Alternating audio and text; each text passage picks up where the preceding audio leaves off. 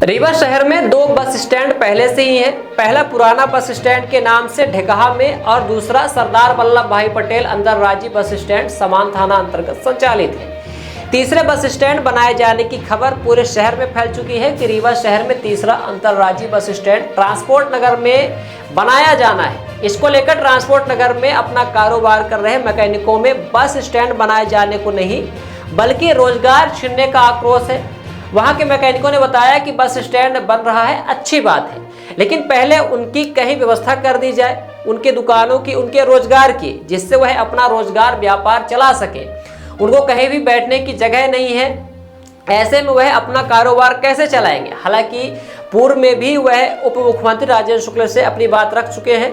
Transport नगर से विस्थापित होने के बाद कोई जगह अभी तय नहीं की गई है, जिसको लेकर ट्रांसपोर्ट नगर के सभी मैकेनिकों ने मीडिया के सामने अपनी बात रखी है।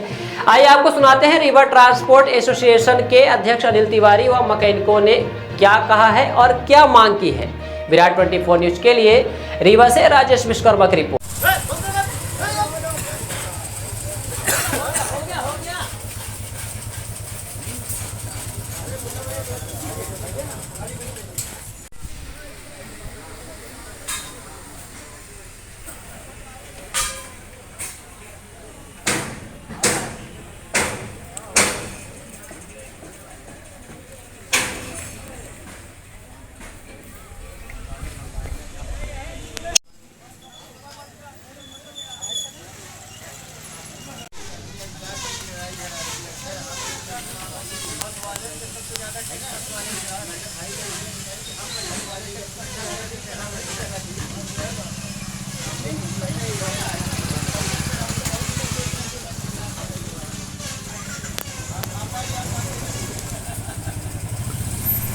क्या नाम है आपका? पप्पू विश्वकर्मा। क्या समस्या है ट्रांसपोर्ट नगर में? सर, ट्रांसपोर्ट नगर की सबसे बड़ी समस्या है, ट्रांसपोर्ट नगर मिस्त्री भाइयों के लिए कोई व्यवस्था नहीं हुई है आज तक। हजारों 500 करीब है। अब क्या समस्या आ रही है? अब समस्या ये आ रही है कि यहाँ पे बस स्टैंड आना है, तो मिस्त्री भाई कहाँ जाएंगे, इसके लिए कोई दिशा नहीं दी गई है। तो हमारा निवेदन है माननीय सरकार से कि हम लोगों के लिए पहले दिशा बनाएं, दिशा दें, फिर इसके बाद कार्य हो। नहीं तो जो नगर निगम से दुकानें दी गई हो क्या है वो हम लोगों के लिए थोड़ी ना है सर। वो दुकानें बंद रहती है जी। क्यों? लेकिन वो ट्रांसपोर्ट नगर में किसी को मिली ही नहीं है, किसी मिस्त्री भाई को दुकानें नहीं मिली हैं। अन्य लोगों को मिली। जी, अन्य लोगों को मिली है और इतनी महंगी थी कि वो खरीद ही नहीं सकते हैं। ये क्या समस्या है यहाँ ट्रांसपोर्ट नगर में? मैं रामाधार विश्वकर्मा, मैं बस बॉडी रिपेयरिंग का कार्य करता हूँ। यहाँ बस स्टैंड, अंतर्राज्यीय बस स्टैंड बनने का प्रावधान अभी मंत्री जी ने रखा है। तो हम सब यहाँ जो मिस्त्री हैं, मैकेनिक हैं, उनकी रोजी रोटी का यही एक आधार है ट्रांसपोर्ट नगर। और इसको अगर बस स्टैंड के लिए अधिग्रहण कर लिया गया तो ये सब बेरोजगार हो जाएंगे। तो इनके लिए पहले कहीं ट्रांसपोर्ट नगर के लिए जगह मुहैया कराई जाए और यार्ड दिया जाए जहां बस ट्रक खड़े होके ये मैकेनिक अपना रोजी रोटी कमा सकें। तो ये बस स्टैंड कहाँ ले जा रहे हैं, कहाँ बनेगा ये जो यार्ड है इसमें बस स्टैंड बनाने का प्रावधान हुआ है। तो दुकानें कहाँ जाएंगी फिर? ये जो कारीगर हैं, हाँ, वो कहाँ जाएंगे? तो इन्हीं के लिए अब कोई जगह पहले मुहैया कराएं, स्थान दें, कहीं व्यवस्था बनाएं, उसके बाद यहाँ बस स्टैंड बनाएं। या कि बस स्टैंड और कहीं बना सकते हैं, एक यथावत रहने दें, जैसा प्रशासन चाहे वैसा, लेकिन इनका व्यवस्था प्रशासन करे, उसके बाद ही कोई। वो सब बड़े आदमियों को दुकान मिली है, हम लोग फुटपाथ में हैं। 30 साल पहले हम लोग को वहाँ से यहाँ भगाया गया, बस स्टैंड से 30 साल पहले हम लोग संघर्ष किए।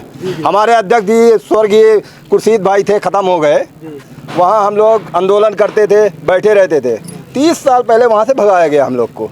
हम लोग यहाँ आए फुटपाथ में, हम लोग कोई 25 साल से, कोई 20 साल से, कोई 15 साल से फुटपाथ में जिनकी दुकानें बंद हैं वो सब बड़े आदमियों की हैं, हम लोग की कोई की दुकान नहीं है। अब आप लोगों के ऊपर क्या हम लोग की समस्या यह है कि यहाँ से भगाएंगे, हम लोग कहाँ जाएंगे अब बताइए। भगा रहे तो यहाँ पे हम लोग को कोई व्यवस्थित जगह दी जाए दुकान बने तो हम लोगों को जितने फुटपाती हैं उसमें रियायत दर पे हम लोग को दुकानें दी जाएं यहाँ पे, और रोजी रोटी चलाने का जरिया बने, जिससे हमको, हम लोग आज यहाँ 25-30 साल से हैं। बताइए, वहाँ से भगाया गया था, आप लोग को अच्छी तरह से मालूम है। कितने लोग इस बात को लगभग ऐसे? यहाँ करीब 100-150 लोग होंगे, 100-150 से कम नहीं होंगे फुटपाथ में। 150 का परिवार है। बिल्कुल बिल्कुल बिल्कुल। आज 27 साल से हम खुद फुटपाथ में बनाए हुए हैं टपरा, हमारे खुद फुटपाथ में 27 साल से बनाए हुए हैं यहाँ पे। प्रभुदयाल मिश्रा। क्या क्या समस्या यहाँ आ रही है? सर, यहाँ नया बस स्टैंड के लिए अभी कल जानकारी हुई है, जिससे अभी यहाँ के सब कारीगरों को अन्यत्र भेजा जा रहा है, जिससे सबका काम बंद हो जाएगा तथा लगभग सब भूखे मरने की स्थिति पहुँच जाएंगे। अतः सरकार से अनुरोध है कि उचित व्यवस्था करने के बाद ही यहाँ कुछ नया काम शुरू किया जाए। इसीलिए आज वो सब एकत्रित हुए हैं। सब एकत्रित हुए हैं। सुना है कि नोटिस भी भेजी गई है, क्या है? नोटिस अभी नहीं आई है, केवल कल मौखिक पेपर में कल आया है कि यहाँ नया बस स्टैंड अंतर्राज्यीय बनेगा। इसीलिए सब परेशान है। इसीलिए सब परेशान है। कहाँ जाएंगे, क्या नाम है आपका और क्या समस्याएं यहाँ लोगों की है? मेरा नाम अनिल तिवारी है, मैं रीवा मोटर ट्रांसपोर्ट एसोसिएशन का अध्यक्ष हूँ। अभी मुझे जो पता चला है अपने मिस्त्री भाइयों से कि यहाँ पे ट्रांसपोर्ट नगर में नया बस अंतर्राष्ट्रीय बस स्टैंड बनना है।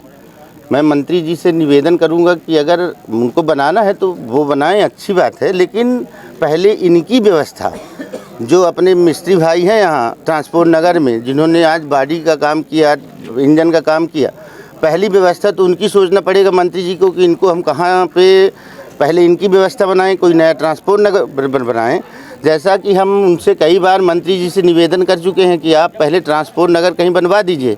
जब उन्होंने अभी चुनाव के समय में हमारे राष्ट्रीय अध्यक्ष नड्डा जी भी आए थे और उन्होंने कहा कि ये आने वाला समय का पहाड़गंज है, तो हमने मंत्री जी से उसी समय बोला था कि मंत्री जी ये पहाड़गंज तो बन जाएगा, लेकिन यहाँ के मिस्त्री कहाँ जाएंगे?